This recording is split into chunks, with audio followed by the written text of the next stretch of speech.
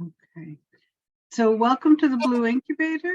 We're a virtual program where we meet twice a month with blue tech and climate tech startups from around the world. It gives them a chance to meet each other, to talk about their challenges, to have very interesting speakers like we have today, to get them access to capital, and to just try to facilitate their needs while we here in Massachusetts work on creating a physical location called the Blue Innovation Center as we come out of COVID.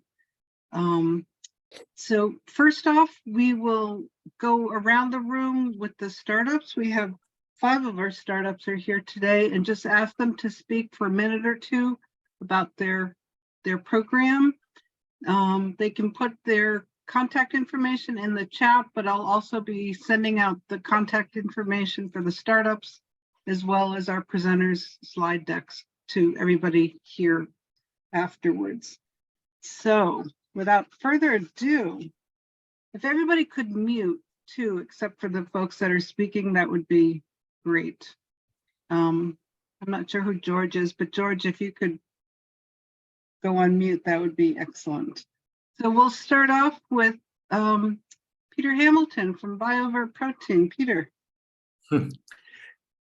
Okay, good afternoon to everyone. BioVert Protein has designed out the waste and wastewater using a biovertical unlock, where 2 keys combine close the loop on recycled nutrients. The first key uses ultrafine bubbles to open removal of organic solids and provide clean water for reuse. And the second key uses insects to unlock nutrients in the removed solids for upcycling and delivering fuel. Thank you, BioVert Protein. Thank you, Peter. Next up, we have Anne Ruddy. Hi, yes, good morning or good afternoon, everybody. I'm speaking to you from Northwest Ireland, where Red Rose, the company that I'm representing, has designed a floating towable pre-seeded seaweed farm that can turn fishers into ocean farmers. The second part of the value chain, because we know we can prove that we can grow seaweed, and just as a point of interest, our seaweed structure got hit by 4 named storms in a period of 7 days and survived. Yay! So we have lots of seaweed, we know we can grow it. The second part is that we know we can valorize it. We know that our early stage seaweed process of both wild and cultivated in sustainable amounts, we can extract bioactives that haven't yet been recorded. We can extract minerals, compounds, proteins, and put them into the market sectors in a number of different sectors. So we can increase the value and the volume, and we're looking for partners and investment. So that's Red Rose. Thanks, Anne. Next up is Emilio. Oh, let me put it here. Do I share something or not? Yes, you can share something, sure. Let me do this one here. Just a quick one. My name is Emilio. I'm now based in Malta, in Europe. I'm doing a scuba diving social network designed to scale ocean solutions. So I've worked as a diving instructor. I've worked in several internet startups before, and we identified that the diving industry is fragmented and has a lot of underutilized assets. Think Airbnb, think Uber, that the unlocking assets is the basic purpose of those companies. And we see that there's a lot of ocean solutions that will require people in remote islands, in remote places, in developing countries to do a lot of things. And this forum, you guys know about this. I didn't need to explain too much about ocean data or CO2 projects. And what we did is we developed a social network for the diving industry to help them basically get more customers, get more people diving. And via the social network, we get to know a lot of the diving places, establish a relationship with them, and then can later hire them and use them as a workforce to do carbon MIV, to do everything that's needed. So here we are. We raised a pre-seed round from great venture capitalists, the mid of this year, and they're about to launch here in Malta and expand early next year worldwide. That's it. Thank you so much. And next up from KZO, we have Raj and Bridget. Hi, everyone. My name is Bridget Nyland. I'm here with Raj, our CTO. I'm our Director of Marketing and Partnerships. Raj is a little under the weather, so I'm going to be doing the speaking, but very much a collaboration, and we both love to talk with you.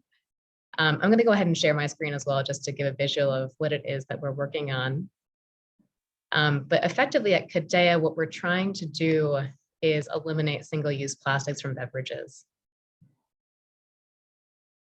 And so what we have is the world's first closed-loop beverage system that in many ways looks like a vending machine, or what we're calling a kiosk, and that from a consumer perspective, it vends a bottle, the consumer drinks it, it's a very quick and user-friendly experience.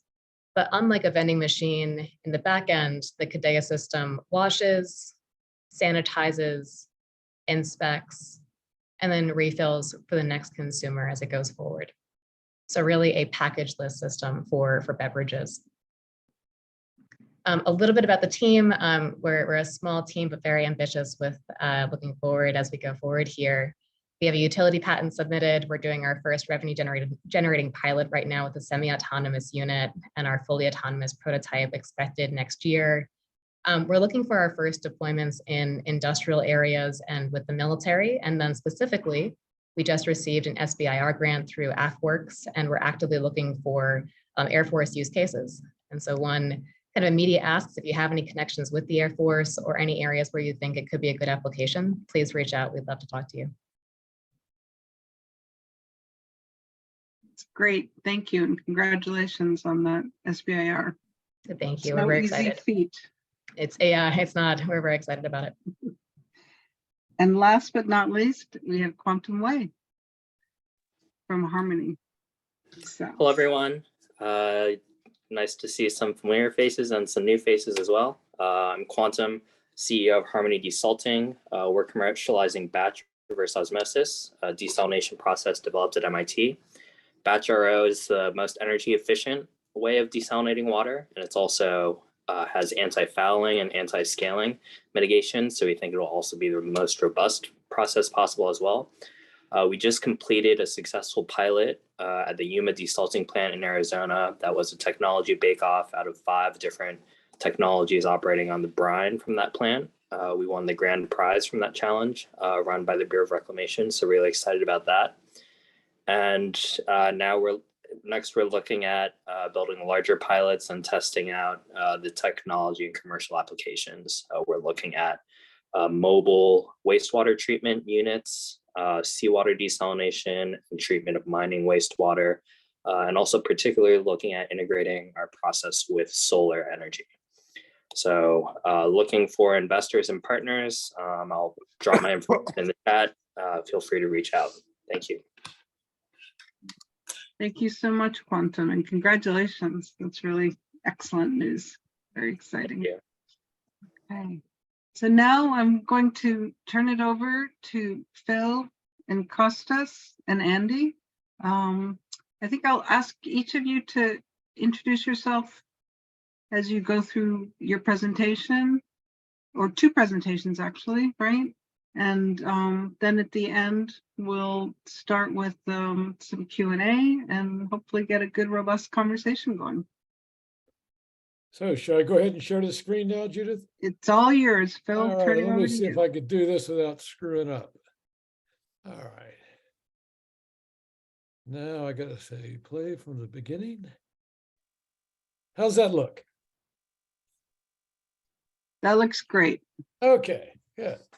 All right, so how we've designed this is I've got 20 slides here, 10 of which I'll kick off and give some context and background, the genesis of the technology, the operation. And then the final 10, Kostas, who is in Gabon, will talk about implementation in the continent of Africa, starting with Gabon, where he resides. So And also I want to say, I want to put it in context. So there's going to be a couple of really interesting slides I wanted to include, which is my number 9 and 10, to give a perspective and context of how the potential of it and how we hope to fund the project. So let me start off here with the first slide. This is 2020 data from FAO. And what I want to show is the amount, the extent of the, we call it sea plants. Seaweed has a negative or pejorative connotation. So instead of weed, we call it a plant. But the industry, the sea plant industry, this is tropical sea plants.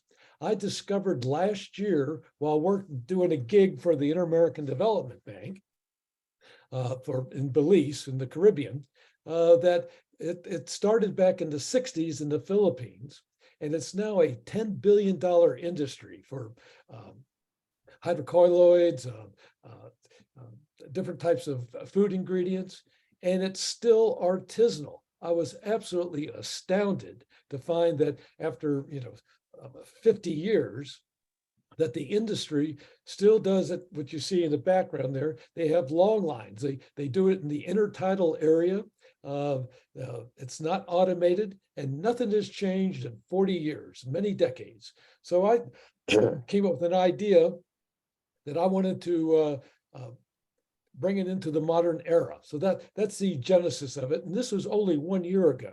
Now, before that, I had, let me see if I can get the next slide here.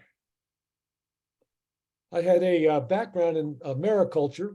I'm the founder of Catalina Sea Ranch. And back in 2012, we got the first permit in the offshore California, 6 miles off of Huntington Beach, to start an aquaculture facility in U.S. federal waters. After that, a couple of years later, Catalina Sea Ranch got a negotiated contract from ARPA-E. It's part of the Department of Energy, because with taxpayers' money, $25 million, the Department of Energy wanted to start a seaweed industry in the United States for fuel, which doesn't work. But beyond that, it's really interesting is that ARPA-E is kind of like Google X. They have moonshots. If you could go out and raise private sector capital, they don't want you to be involved with it. So they have these really outrageous requirements. So I had an understanding after 3 years of the seaweed industry, but most of it was in Europe, not in the tropics. I had absolutely no clue, and I can tell you 99% of the people that are in the industry, when you bring up tropical sea plants, Euchima, Kappa ficus, they're like same as me. They just don't know much about it. So that's the background. Now the first slide here is I really believe in for food security, and that's what we're really focused on, food security and fertilizer, of which Mr. Putin's war has caused dramatic reductions. And so with food, I've always been a proponent, even 10 years ago, that it should be just sea plants and bivalves, or call it shellfish.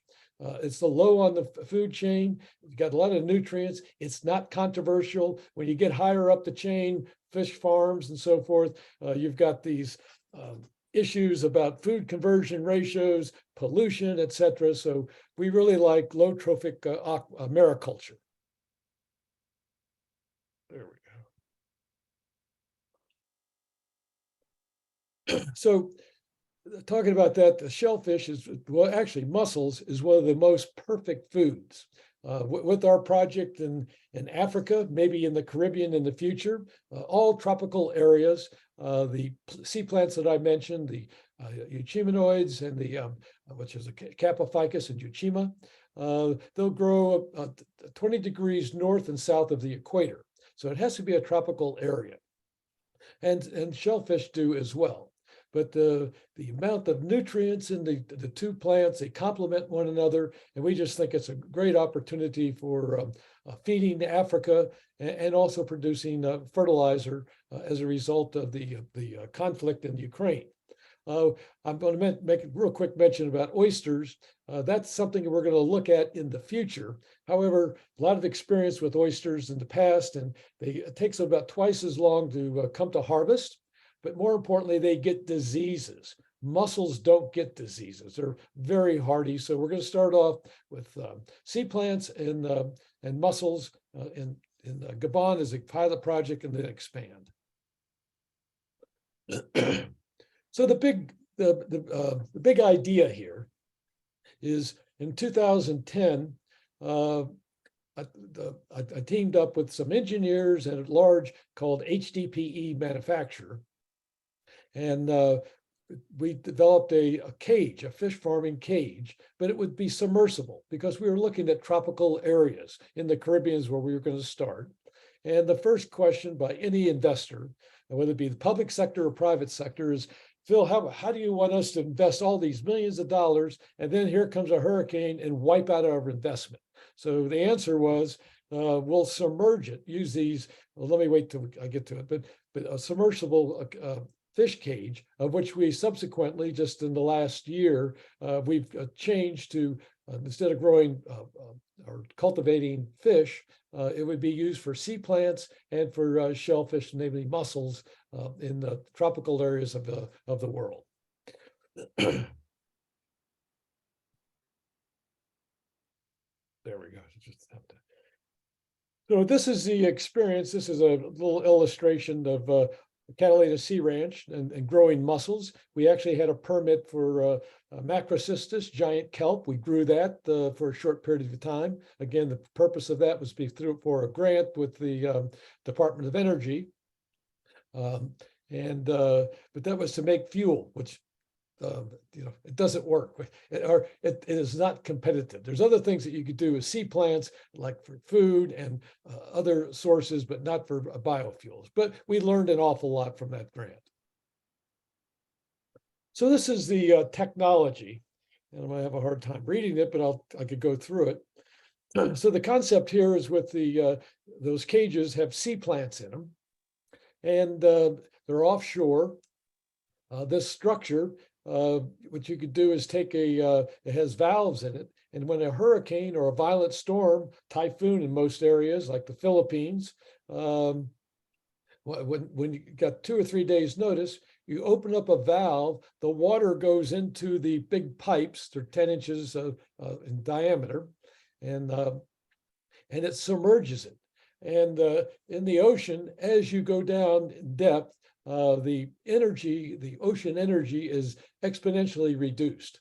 So we've done the engineering, but how far down we'd have to go to survive a Category 5 hurricane, we don't quite know that yet. And again, it won't destroy the pipes, and the cages may hurt the crops, but we get a crop every 42 days in tropical water, so it wouldn't wipe it out completely. So this is really a requirement. Number one is to go to investors and say, yes, we could survive a tropical storm or a hurricane, which is prevalent in all tropical areas and is going to increase with global warming. That's one. But the second thing it does is there's been very little research with sea plants, particularly, of the nutrient profile. When is the best time to harvest them? And so if we could drop it down, we know that they're having all kinds of problems in the nearshore harvesting across the globe, in the Philippines, Indonesia, Malaysia, in Africa, in Kenya. The crops are affected by the warm water, and it reduces their survivability. So be able to go down maybe 3 to 4 feet, certainly not to the thermocline, but where it's cooler water, better currents, it's called abiotic factors. So the current, the sunlight, the nutrients, we could work with that with this new innovation to try to come up with the optimum depth for not only the quantity of the crop, but the quality. We may find that the ingredients or the nutrient profile is better if you harvest it in 15 days rather than 40 days. Nobody's done any work on that. That's what we intend to do.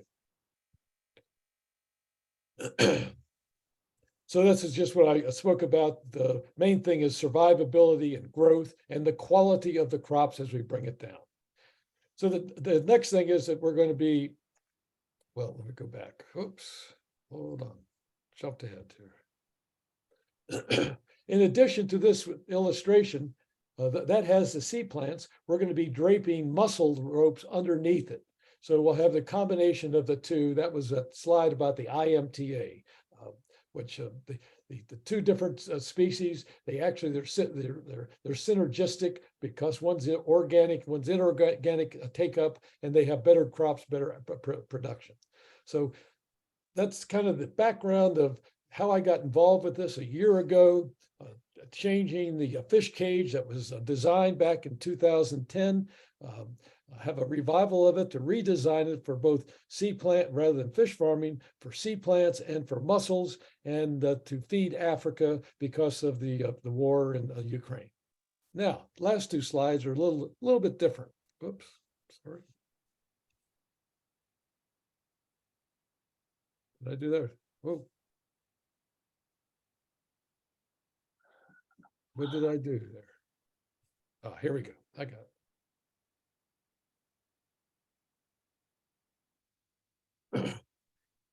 Another discovery about 2 months ago. Kostas and I have a associate that he's got a client, a billionaire that wants to make major investments in Africa. And we were talking about Tanzania, Zanzibar, which Kenya, they have very nascent sea plant operations. In fact, in Zanzibar, they've been doing it for 30 years.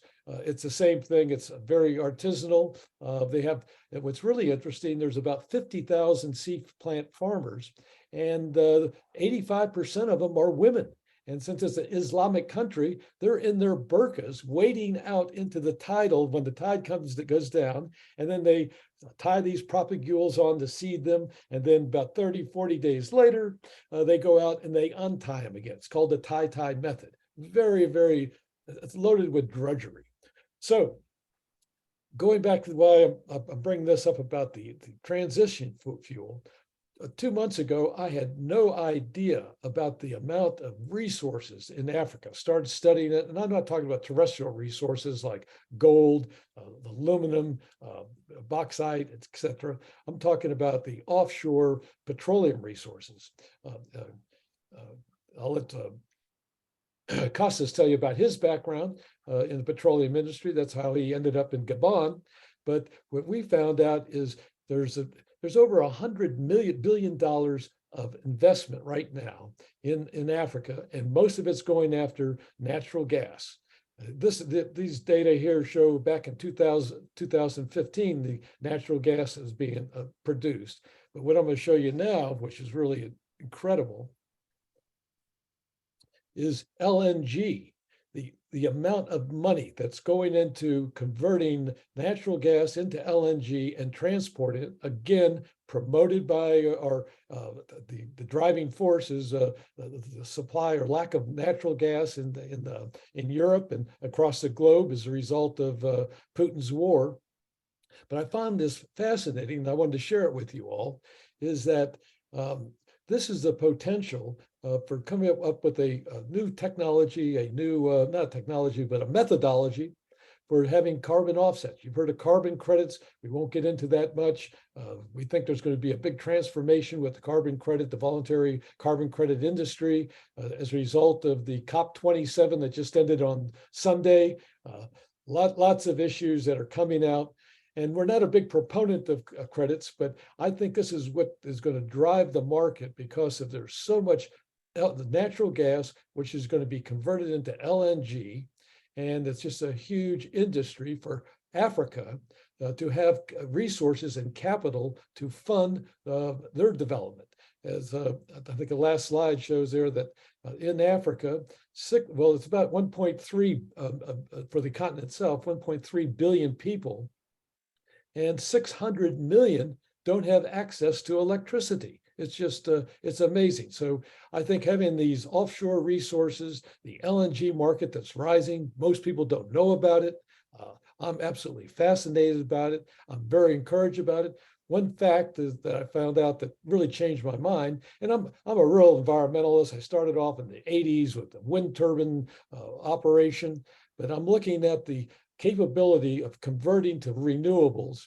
According to the DOE, by 2050, there's no way you can meet the IPCC of the, all renewables. At the most, we'll have 75% in the United States of fossil fuel or energy generated by it. The International Energy Associations saying the same thing, that globally you can't go to zero fossil fuels. You're going to have at least 75%. So the best way to do it, I think, is with natural gas. It's half coal. Half the carbon offset is coal, and 1/3 that of gasoline. So it's like a Hobson's choice. It's the best choice. So enough on that. I just find that fascinating. So, going to now turn it over to Kostas, and he could tell you about our implementation and about the continent of Africa, the big potential here. And Kostas, let me know when you want me to do the click here. I've got control over it. Sure. Thanks, Phil. Hi, my name's Konstantinos Ghertsos, so Kostas for short, and much easier.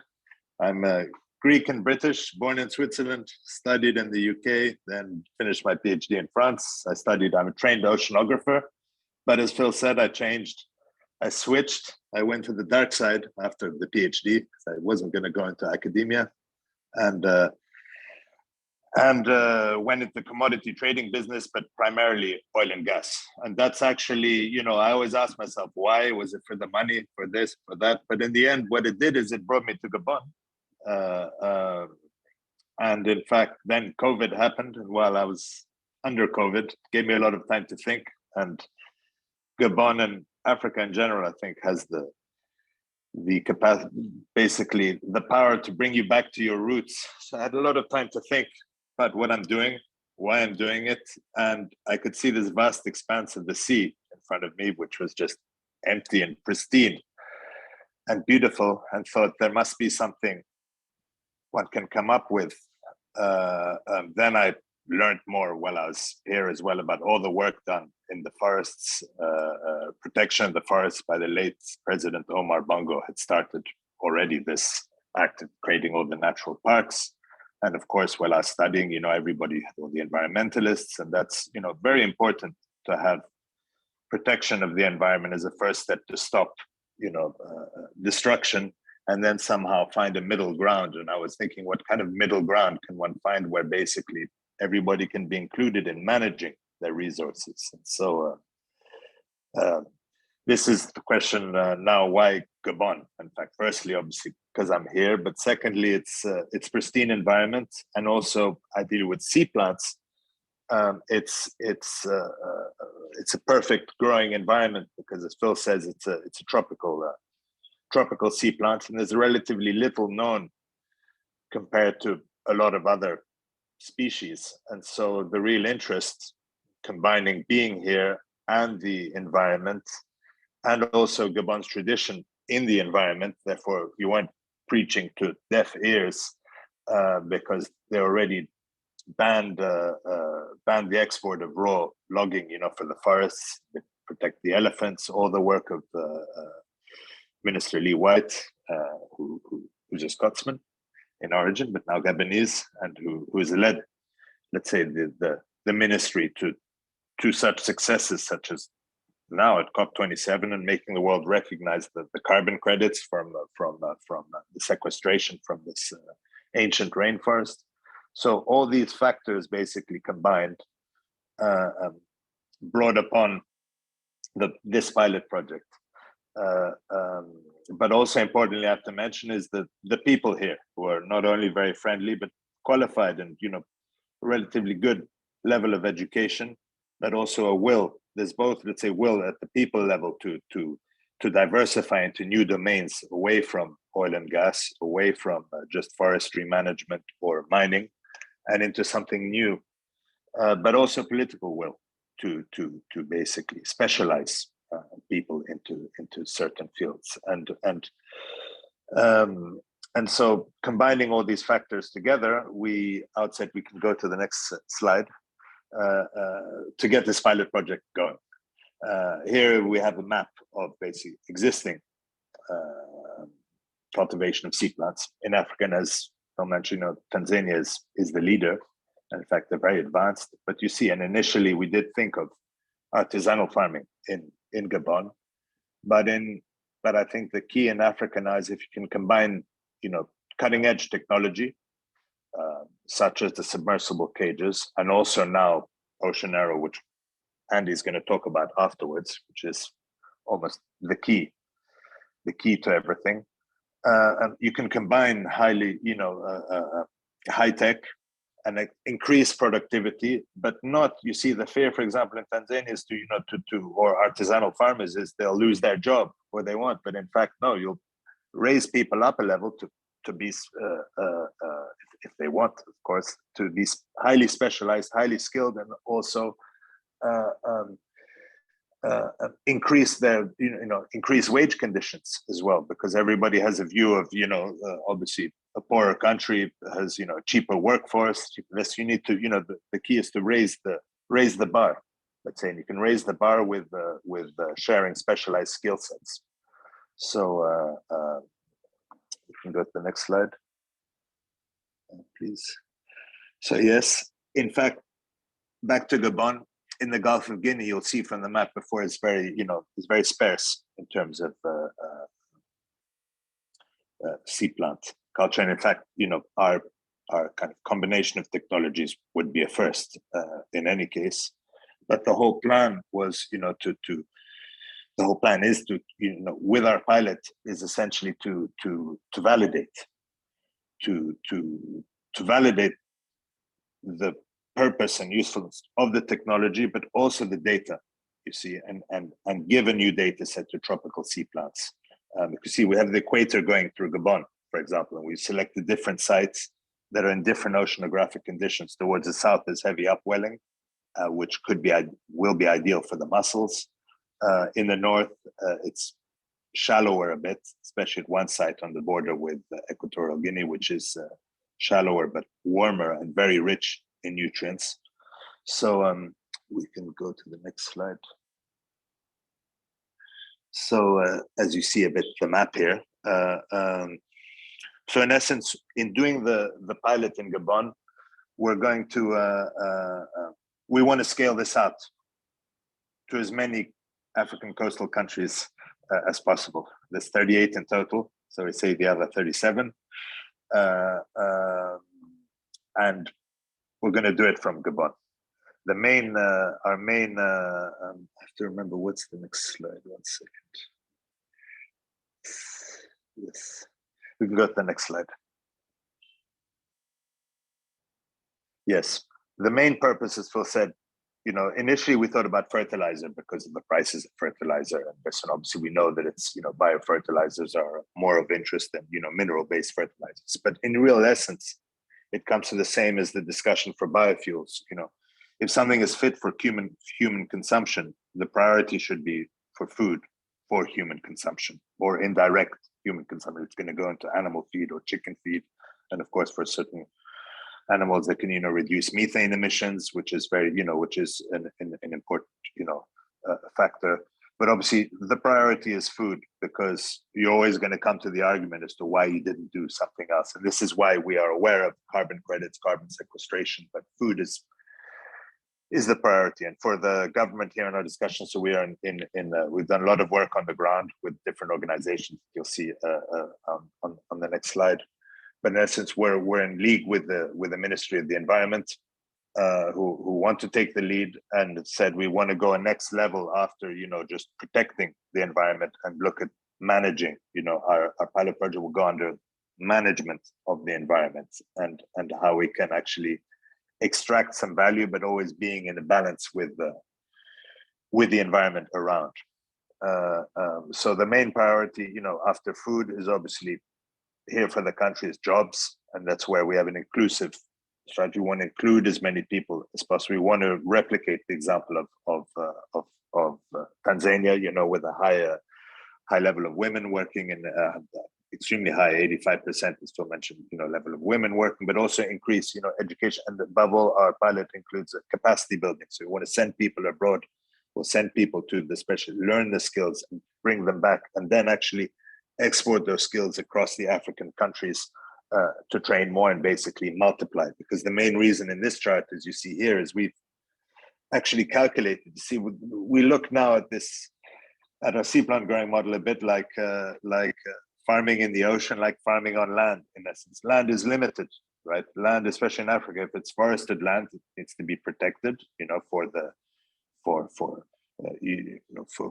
for all the reasons of protecting the environment. And then you'll always have the onset of real estate with exploding populations. The population is set to double for 2050 of Africa. 25% of the world by 2050 are predicted to be African. So in fact, can we go back a slide 1 second? I just want to talk about the very briefly the food, fighting famine and malnutrition. Yes. So you see here this chart, we actually calculated with our assumptions, and this is what we want to validate in the project, with our assumption, how much percent of the exclusive economic zone, actually the continental shelf of the exclusive economic zone, because while we go out at sea, we can't do these cages in the deep sea. How much percent would you need to cultivate to cover all the nutritional requirements of the population for 2050? Right, for 2050, so the double of the population. You can see here on the left, the countries that are either smaller populations or relatively speaking, larger exclusive economic zones. And you see Gabon is somewhere on the 5th side. But as you get to Angola, Republic of Congo and onwards, and you have the extreme with DRC and Togo, obviously, small countries, big populations, small sea. Small exclusive economic zone. You see this explosion, but if you see on the side of a Gabon, for example, you only with less than 1% of farming the sea, you could cover all the nutritional requirements of all the population. Right now, what's interesting, and it's not in this slide, but actually, if you take an average across the countries, you see if all countries work together with under 10%, all nutritional requirements could be covered. So we look at it a bit like energy.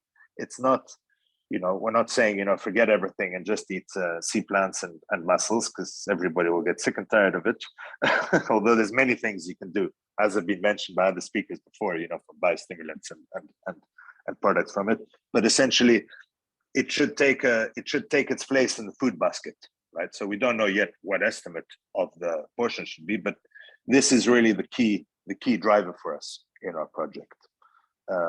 Thereafter is job creation, inclusion, capacity building, increasing, bringing salaries to the norm and specialization. And that's with all the other things that that are on the slides from, so the pilot not only will work on, the production side, but we also want to create new markets, right? New markets, the food supplement market. And we can go to the next slide.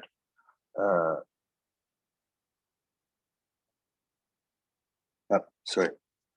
So yes, we even have, sea plant fertilizer with the HDC technology to look at, where traditionally, one dries the sea plants into the dried biomass, and that heads for the carrageenan market in Asia, which we don't see a market worth competing for. But with HDC, for example, we could create a liquid fertilizer, which actually preserves a lot of the chemical agents, biological agents that are lost when evaporating. So, our pilot not only will set out to install all the social objectives and all the production objectives and validation of the data, which now will be the next, when I pass over to Andy about that crucial point, because we want everything to be proved and validated in real time, and not just based on assumptions. And this is the whole, let's say, this is the key to everything and the key to the scalability to the other countries. But essentially, there's many different things that we want to explore and validate and quantify and then market. So now I'll pass over to Andy, who will explain how we will validate that. And I hope that made sense. Yeah, thank you, Costas. Certainly did make sense here. Get my video back on. So I'm Andy Ziegwied, and I'm an oceanographer by training. I'm calling in from Bend, Oregon, and we're headquartered in Gulfport, Mississippi, where we design and manufacture and support the life cycle of the Ocean Aero Triton. So I'm going to pull up a couple slides here to give a little background on the technology and how that will apply in areas like Gabon. Just bear with me. So share and full screen. There we go. Are we seeing the presentation or the presenter view? I just want to make sure I got think the right the presenter view. Let's see. Let's try it again. Share screen. Must be this one. Now it should be right. Okay. Yep, that looks great. All right, great. So he has a little render here of our vehicle sailing in and around the pilot project, submersible offshore IMTA. And the vehicle itself is an AUSV, which is an autonomous underwater and surface vehicle. It both sails and submerges for persistence and long range observation capabilities. And with that, I'll jump in here if I can. There we go. So this is an overview of the slide. So obviously we're functional on the surface where we can collect surface observations, meteorological observations, waves, and other surface water temperature and surface water chemistry. As with the submersible offshore system, our vehicle is also submersible. So for threat evasion, whether it be severe storms or piracy or illegal fishing, any of these potential threats, we can avoid them by diving underwater. The diving capability also allows us to do profiles of the water column to collect data throughout the water column, and we can fly at fixed altitude above the seafloor to actually do things like mapping and imaging, high resolution for digital twin development, which I'll get to here. So we can sail to the area of operations, we can sail back home. So in effect, it's a self-deploying buoy. We can loiter on the surface for time series measurements and at depth. And again, we can navigate subsurface for covering wider areas on the seafloor. The vehicle itself is capable of reaching 5 knots speeds. With thrusters, it's about 2 knots, subsurface and on the surface. They're about 4.5 meters in length, weigh about 800 pounds wet. And the wing, as I'll show here, has now been covered with solar panel cells, so we can actually double our solar charging capacity. And on board, we have two kilowatt-hour batteries for powering propulsion as well as the sensor payloads, which I'll get into here again. This is just summarizing here the best of both worlds, a self-deploying AUV or a recharging AUV, and a surface vehicle that can survive threats by diving. Ship or shore deployable, so easy to support and maintain. And I'm going to move right into payloads now. We have a modular keel where we can integrate various payloads, and we have a payload bay in the center line of the hull, as well as the ability to instrument the wing sail with cameras or radar or anemometers, which we use both for navigation but also for long-term climatological studies. Recently, we just completed, actually, just last week, we were operating 4 of these vehicles in the Red Sea. We were brought in to map the Shusha Island reefscape with a high-resolution multibeam. That's shown there to the east of the island. So the baseline reefscape restoration starts with a high resolution multi-beam survey, and then will be followed by photomosaicing and georeferencing imagery on top of that. So they're going to use that as a baseline and then monitor the changes as they develop and restore this reefscape. We can also support side scan multi-beams, which allow both backscatter and bathymetry. So you can actually map larger areas, like a 200-meter wide swath while we're sailing subsurface. And the idea here is and tying this into the Gabon project, that the assessment of the areas where we could develop the pilot project needs to start off with the marine spatial planning. So mapping not only the bathymetry and defining the marine protected areas and identifying even hydrocarbon seeps from the seafloor, all need to be conducted before the installation actually takes place. So this would be one of the initial payloads that we would use. We'd also need baseline of the environment, the standard water chemistry sensors, the CTD, dissolved oxygen, chlorophyll turbidity. And we can carry additional payloads along with this water chemistry package for pH and eDNA sampling, which I show here. So modern technology now allows us to take 9 eDNA samples. The vehicle can sail and collect them either triggered by blooms, algal blooms, or at specific locations, or for time series observations, or even throughout the water column. The vehicle will collect the 9 samples, come back to shore, and on the shore side, we would actually do the eDNA analysis. Again, this is all for the baseline biodiversity assessments. We need to know what grows there and what will survive.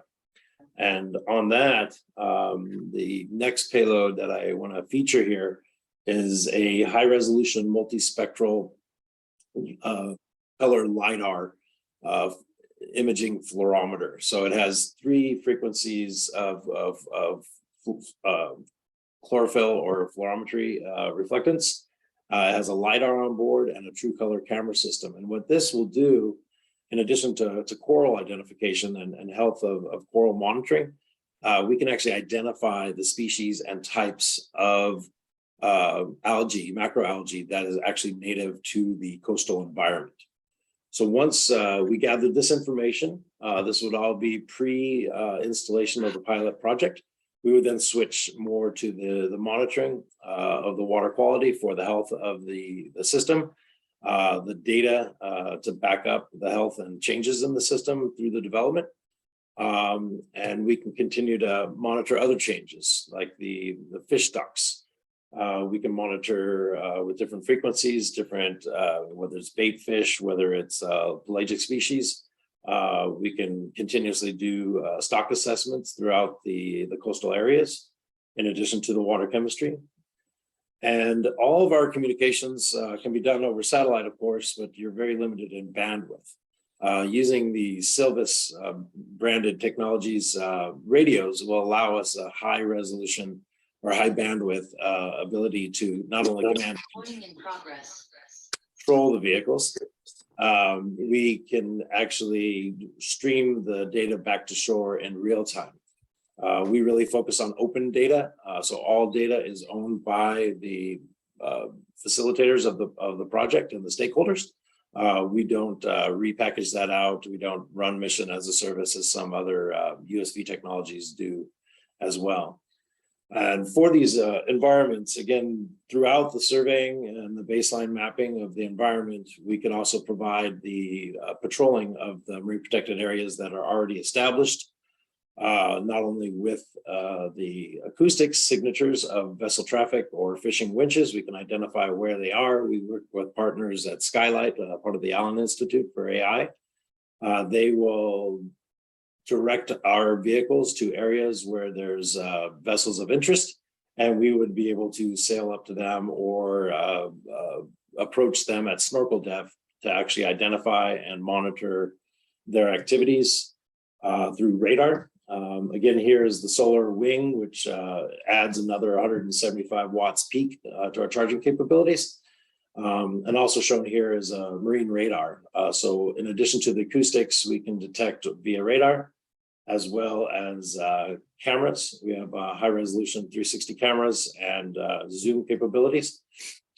Here's another version of a small solid state radar. So we can patrol and monitor for any and all transshipments, trafficking, or illegal fishing opportunities, or bunker vessels that are refueling the fishing fleet that are offshore. A lot of those are ships, so they're not broadcasting their AIS, and there's people from all over the world. And again, the idea here is not only can we identify that it is a boat, that it is a fishing boat, perhaps, that it is not broadcasting where it is, we can actually document activities on board, which can then be relayed to the courts when the vehicles arrive back on shore.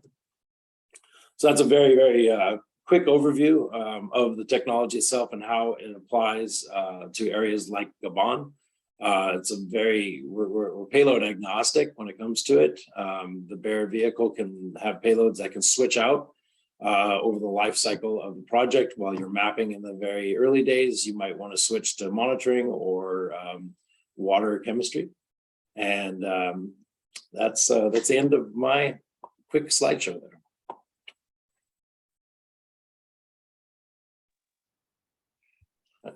I think, Andy, as well, you mentioned that you would be training also people.